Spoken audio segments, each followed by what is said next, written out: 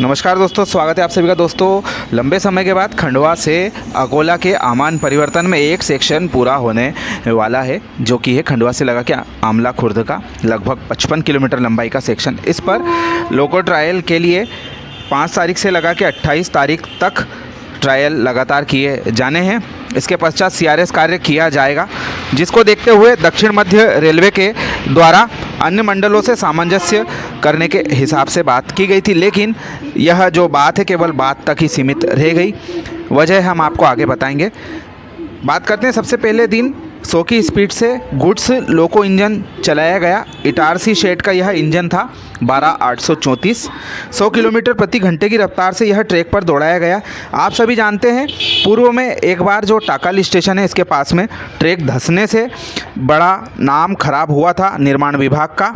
उसको दुरुस्त करने के पश्चात में मालगाड़ी को गुड़ी तक चलाया गया और जो ट्रैक की मशीनें हैं वह भी आमला खुर्द तक गई हैं और अब जो 100 किलोमीटर प्रति घंटे की रफ्तार से सेक्शन में इंजन दौड़ाया गया, काफ़ी खुशी की बात है। लेकिन इसको 120 किलोमीटर प्रति घंटे की रफ्तार से दौड़ाने के लिए जो लोकोमोटिव है वह बदलना पड़ा। इसके लिए पैसेंजर लोकोमोटिव WDP4D बुलवाया गया नांदेड़ मंडल से। उसको आने में थोड़ा टाइम लग गया। कल वह लोको अपने तय समय पर खंडवा स्टेशन आ तो गया, लेकिन उसको आगे के लिए क्लियरेंस नहीं दिया गया।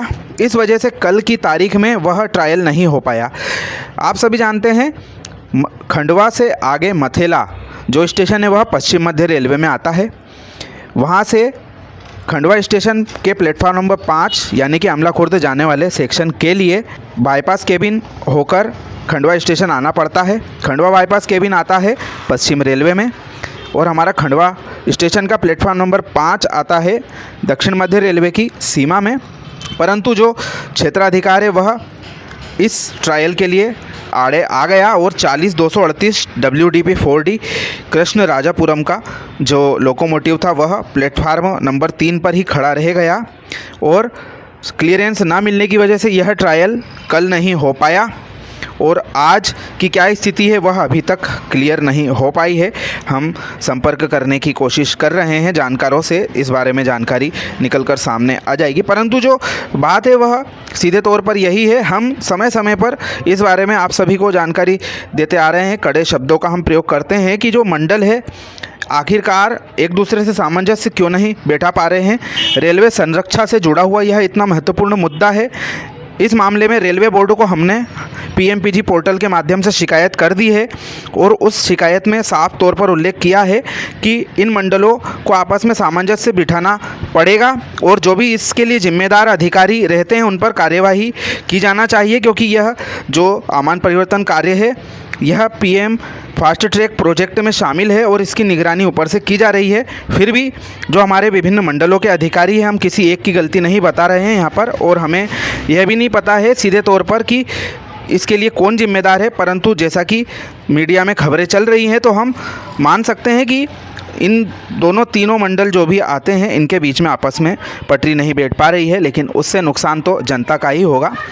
लेकिन इन लोगों को अब सोचना चाहिए कि बड़े स्तर पर यह बात जब पहुंच जाएगी तो किरकिरी इनकी ही होगी, क्योंकि ये छोटा मुद्दा नहीं है और इसकी जानकारी क्षेत्र के जनप्रतिनिधि रेलवे के वरिष्ठ कार्यालय तक भी भेजने वाले हैं। तो अब हमने विभिन्न मौक़ों पर खंडवा के विभिन्न मंडलों का रुख इस आमान परिवर्तन के कार्यों के लिए देखा है, लेकिन अब हद हो रही है, इसलिए जनता को आगे आना पड़ेगा, ऐसा हमारा विचार है। इस बारे में अपनी राय जरूर दें। आप सभी का धन्यवाद।